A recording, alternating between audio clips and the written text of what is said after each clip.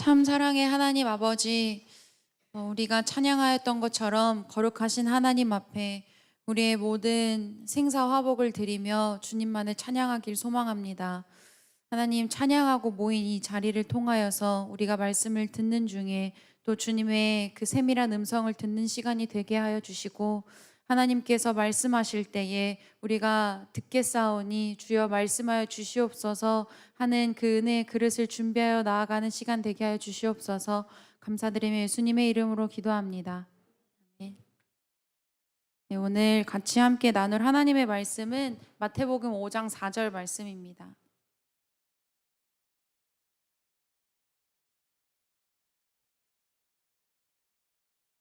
네, 마태복음 5장 4절 말씀 한 절이니까 저희가 같이 함께 합독하도록 하겠습니다. 같이 읽도록 하겠습니다. 시작. 애통하는 자는 복이 있나니 그들이 위로를 받을 것임이요. 아멘.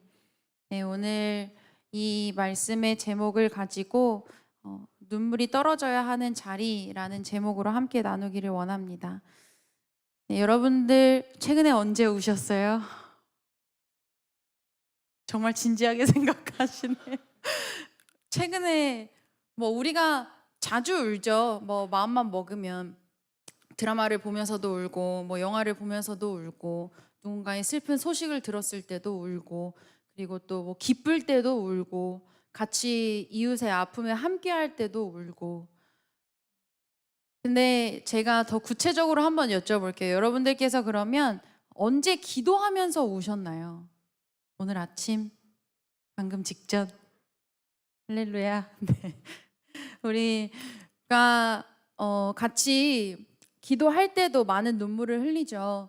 갑자기 뜬금없이 생각난 내 지체, 내가 알고 있는 그 지체로 인하여서, 또는 가족들로 인하여서 눈물이 나기도 하고, 혹시 이 자리에 계신 여러분들 중에 누군가는 지금 마음이 곤고하여서 고난 중에 눈물을 흘리고 계신 분들도 있으리라 생각을 합니다.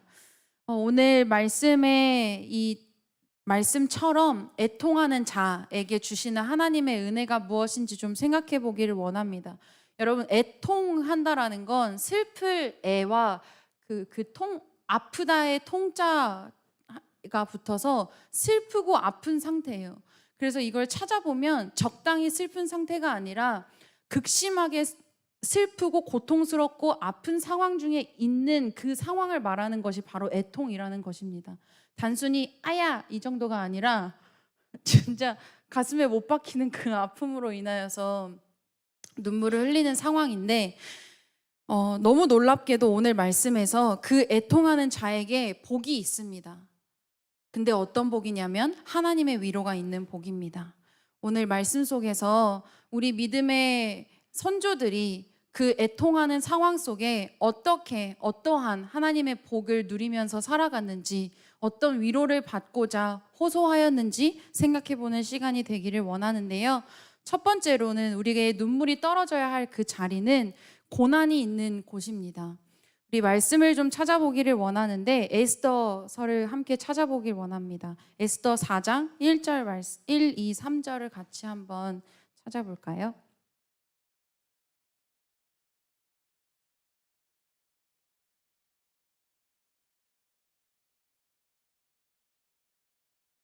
네, 에스더 4장 1절부터 3절까지 함께 읽도록 하겠습니다. 모르드게가 이 모든 일을 알고 자기의 옷을 찢고 굵은 베옷을 입고 재를 뒤집어 쓰고 성중에 나가서 대성통곡하며 대궐 문 앞까지 이르렀으니 굵은 베옷을 입은 자는 대궐 문에 들어가지 못함이라. 왕의 명령과 조서가 각 지방의 이름에 유다인이 크게 애통하여 금식하며 울며 부르짖고 굵은 베옷을 입고 재에 누운 자가 무수하더라. 아멘.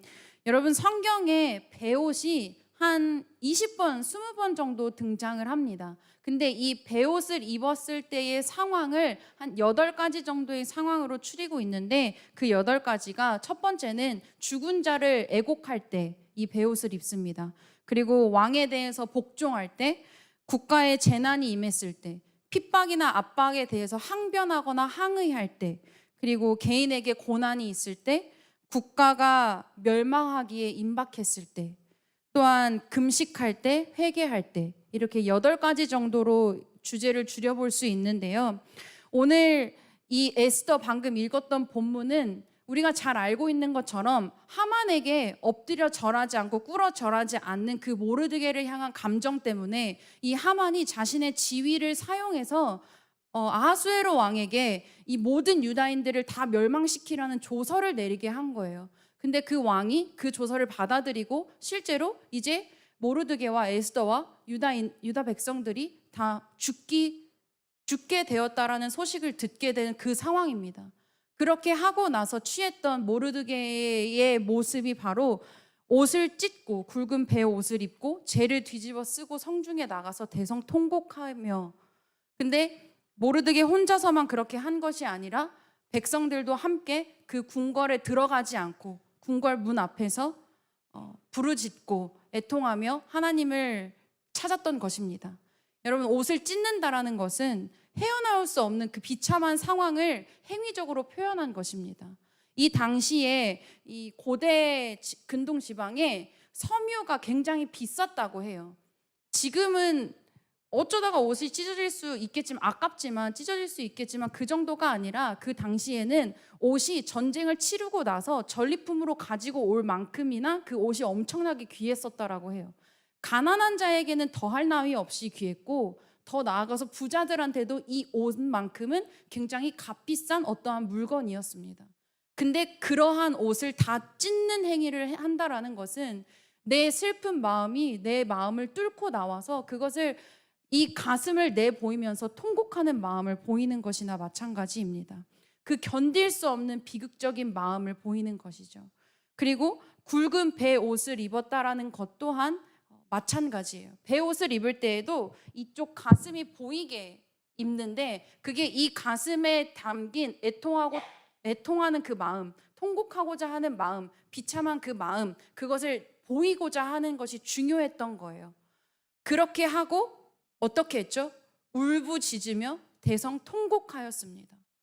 근데 모르드게가 대성통곡한 것은 아이고 주님 어떡합니까? 이 대성통곡이 아니라, 아니면 저 하만을 정말 다 죽여버릴 거야 하는 그런 대성통곡이 아니라, 너가 어떻게 하든지, 당신들이 어떻게 우리를 압박하든지 조이든지 우리는 우리 주 하나님을 믿습니다 하는 그 항변의 호소함이 대성통곡함으로써 이루어졌던 것입니다. 대궐 안으로는 에봇을 입고 들어갈 수 없었다고 해요.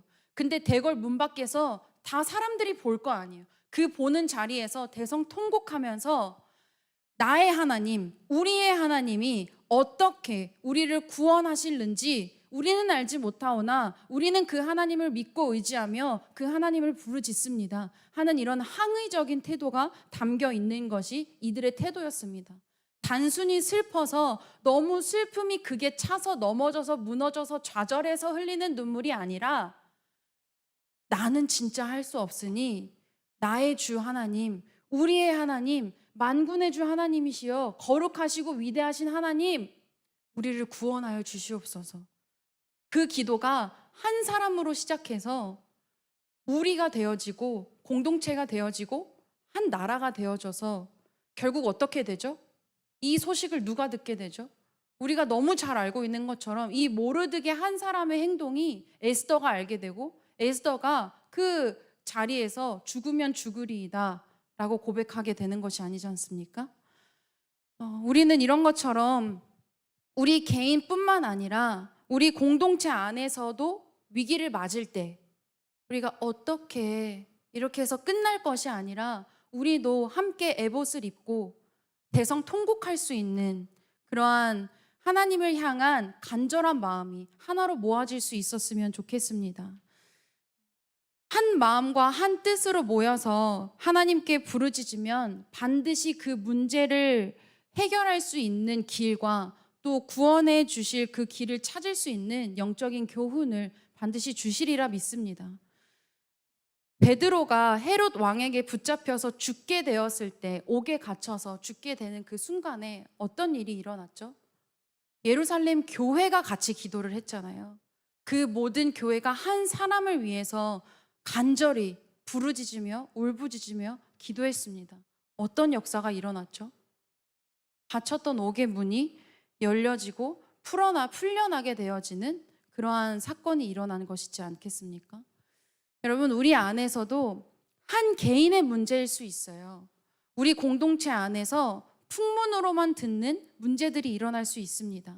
근데 그때에 우리가 가져야 할 모습은 단순히 동병상련하는 것에서 그동안 그렇게 해왔다면 우리가 그 문제를 두고도 같이 울며 같이 눈물을 흘리며 그 고난의 자리에 함께하며 울 수 있는 그러한 교회가 저는 되었으면 좋겠습니다.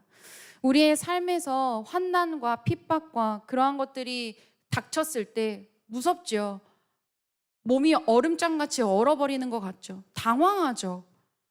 근데 그 당황함 가운데에 내가 좌절되고 무너지는 것 정도가 아니라 그렇게 해서 믿음을 버리기보다는 그 환난과 핍박 속에서 우리가 할 수 있는 것이 있잖아요. 뭘 하라는 것이 아니라 우리가 아무것도 할 수 없을 때 우리는 할 수 있는 게 있어요. 우리는 기도를 할 수 있습니다. 우리는 울 수 있어요. 우리는 부르짖을 수 있어요. 우리는 하나님을 그냥 주님 이렇게 찾을 수 있어요. 우리가 그렇게 주님을 찾는 자리를 통하여서 나 한 명에서 우리로 되어주고 우리 공동체의 그 부르짖음 가운데에 응답하실 하나님을 또 기대할 수 있는 공동체가 되었으면 좋겠습니다. 제가 선생님들과 저희 유치부 안에 읽고 있는 책이 하나 있었어요. 그 책에 기도에 대해서 이렇게 기록한 것이 있는데 제가 한번 읽어드릴게요. 기도는 하나님의 역사를 가능하게 해주는 능력입니다. 구하는 것, 즉 영혼을 구원하는 것은 사람이 하는 일이 아니라 하나님께서 하시는 일입니다. 하나님은 우리 기도에 응답하여 일하시기 때문에 하나님의 거룩한 계획을 따르지 않고는 방법이 없습니다. 기도는 세상을 움직이는 팔을 움직이게 하는 도구입니다. 아멘. 이처럼 우리가 하나님 앞에 통회하는, 애통하는 그 기도의 한 마디를 통하여서 거룩하신 하나님이 일하시는 거예요. 얼마나 놀라운 일이에요. 우리의 작은 소리의 그 기도를 통해서 이 세상을 창조하신 이 천지를 만드신 하나님이 일하신다고요. 나를 위해, 우리를 위해, 교회를 위해, 나라를 위해 일하신다는 것입니다. 우리가 이미 그 기적 속에 살아가고 있는 자들이라는 것을 하나님 앞에 믿음으로 고백할 수 있었으면 좋겠습니다. 모르드게는 이러한 근심을 에스더로 하여금 자신이 유다를 위해서 무엇을 할 수 있는지에 대해서 생각하게 했고 결국에는 민족과 생사를 같이 하겠다라는 에스더의 고백까지 들려지게 되었습니다. 갈라디아서 6장 2절에는 이렇게 기록되어져 있는데요. 너희가 짐을 서로 지라 그리하여 그리스도의 법을 성취하라. 이처럼 우리가 나를 넘어서 이웃을 향해 그리고 공동체를 향해 같이 문제를 공유하고 또 함께 근심하며 부르짖으며 기도할 수 있는 저희들이 됐으면 좋겠습니다. 두 번째로 우리의 눈물이 또 필요한 곳이 있습니다. 그곳은 바로 복음이 필요한 자리인데요. 복음이 필요한 곳에는 반드시 복음이 아닌 것들이 가득 차 있습니다. 다시 말하면 복음이 필요한 곳에는 불순종이 함께 공존하고 있어요. 이번에는 요나를 같이 살펴볼 건데 우리가 한 번 더 말씀을 찾아볼게요. 요나서를 같이 찾아보겠습니다. 네, 요나서 3장입니다. 구약 1288쪽입니다.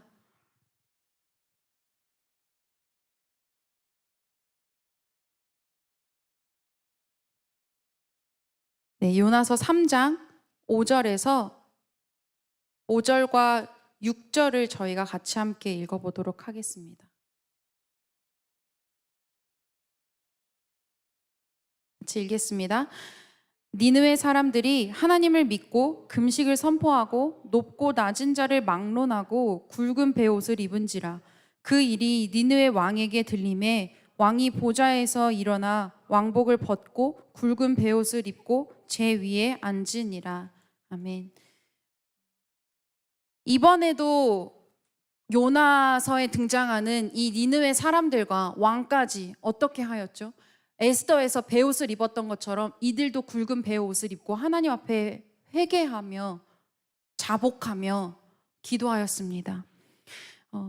요나는 이 앞에 요나서 3장 앞에 2장에는 우리가 잘 알고 있는 그 요나가 큰 물고기 고래 뱃속에 잡아 먹히게 되는 그 사건이 바로 일어납니다.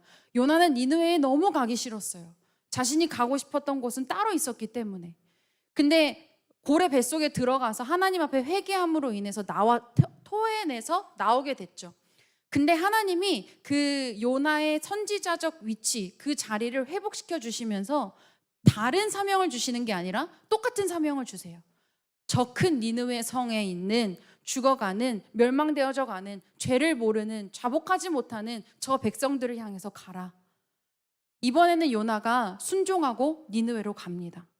그래서 근데 주석 곳곳을 살펴보면 이 요나의 마음이 니느웨의 마음에 갈 때, 예 주님, 제가 이제는 주님의 말씀에 순종하여 복종하여 제가 말씀을 선포하겠습니다, 이러지가 않아요. 아직도 마음에는 다른 곳에 가고 싶고 다시스에 가고 싶어하는 이 마음이 아직도 있어요. 그러나 주님, 제가 순종하면서 갑니다. 근데 하나님께서는요, 하나님이 작정하신 일에 하나님이 한 사람을 사용하실 때는 그 사람의 마음이 50%이든지 70%이든지 100%이든지 그 사람의 말을 통해서, 그 사람을 통해서 하나님의 역사를 이루어 가시는 분이십니다. 어떤 일이 일어났냐면 니느웨 성에 가서 외치는 거예요. 여러분 회개하십시오. 여러분들 계속해서 그렇게 지내시면 멸망당합니다. 하나님으로부터 그 죄에 대한 대가를 치르셔야 됩니다. 하루 만에 놀라운 일이 일어났습니다. 어떤 일이 일어났냐? 바로 우리가 읽었던 본문의 일이 일어난 거예요. 단 하루 만에 있었던 일이에요. 단 하루 만에 그들의 5절 말씀처럼 믿고 금식을 선포하고 낮고 높은 자를 다 막론하고 굵은 베옷을 입고 기도했다라는 것입니다. 여러분, 하나님이 작정하신 일은요, 우리가 하루가 천년 같고 천년이 하루 같다라고 이야기하는 것처럼 하나님이 작정하시는 일은 한 사람의 말을 통해서 즉시도 이루실 수 있는 분이십니다. 아멘. 하나님이 우리를 향해서 작정하신 그 일이, 그 시간이 더디 이루어지는 것이 아니라 우리가 생각하는 그 더디 이루심이 하나님의 정시와 정박으로 이루어지고 있다는 것을 우리가 하나님 앞에 믿는 그 마음을 보여드릴 수 있어야 하는 것입니다. 이 니느웨에 있었던 백성들이 그 요나가 외쳤던 그 소리에 즉시 믿음을 갖고, 이 믿음은 단순히 마음에 믿어야겠다 이 결심 정도가 아니에요. 그렇게 하지 않으면 내 몸이 못 견딜 정도의 그 믿음인 거예요. 하루 만에 그 역사가 일어난 것입니다. 적당한 믿음, 내가 할 만한 믿음, 그 정도의 분량을 넘어선 내가 어떤 것이든지 하지 않으면 못 견딜 만큼의 그 믿음을 가진 사람은 당장 옷을 찢고 베옷을 입고 하나님 앞에 엎드려 기도할 수 있다는 것입니다. 여러분들께서는 여러분들의 삶 안에서 즉시 하나님 앞에 그 베옷을 입고 울며 부르짖을 수 있는 그 믿음을 갖고 계신가요? 우리가 이 자리를 통해서 우리의 믿음을 다시 확증시키는 시간도 함께 가질 수 있었으면 좋겠습니다. 이들이 하나님 앞에 자신들의 마음을 근심하여 간절한 마음을 갖고 있다라는 그 행위적인 표현을 드린 것인데, 여기서 신기한 것은 8절을 보면요, 사람이든지 짐승이든지 다 굵은 베옷을 입을 것이요 라고 기록되어져 있어요. 아니, 높고 낮은 자, 백성들, 왕들 뿐만 아니라 가축들? 가축들한테까지도 베옷을 다 입혀서 막 이렇게 온 모든 막 전체가 막 다 그냥 베옷 입고 막 하나님께 부르짖는 거예요. 여러분, 제가 이렇게 막 웃으면서 이야기를 하지만 저도 이 본문을 보고 잠깐만, 가축, 짐승? 여기서 제가 이게 되게 산뜻하게 다가오더라고요. 이 마음을 보고 요나의 마음이 얼마나 간절했는지 저는 다시 한번 생각하게 됐어요. 이 니느웨 사람들의, 백성들의 마음, 백성뿐만 아니라 왕의 자리에 있었던 왕까지도 모두 다 당장 여러분들의 죄를 자백하고 회개하라는 그 선포가 이루어지는 것이 바로 오늘 요나의 말씀이었습니다. 여러분, 한 마음으로 하나님을 의지하고 또 회개하고 돌이킴으로 인해서 하나님께 엎드린 사람들에게 하나님은요, 하나님의 마음을 바꾸실 수 있는 분이십니다. 그리고 또 그 마음을 바꾸심으로 인해서 새로운 역사를 쓰실 수 있는 분이세요. 그리고 하나님의 은총을 경험하는 사람은 회개하는 사람입니다. 하나님의 부흥을 경험하는 사람들은 먼저 하나님 앞에 나의 죄악됨을 자복하고 회개하며 고백할 수 있는 사람이 하나님의 부흥의 역사를 경험할 수 있는 사람들입니다. 평양 대부흥 운동이 어떻게 일어났죠?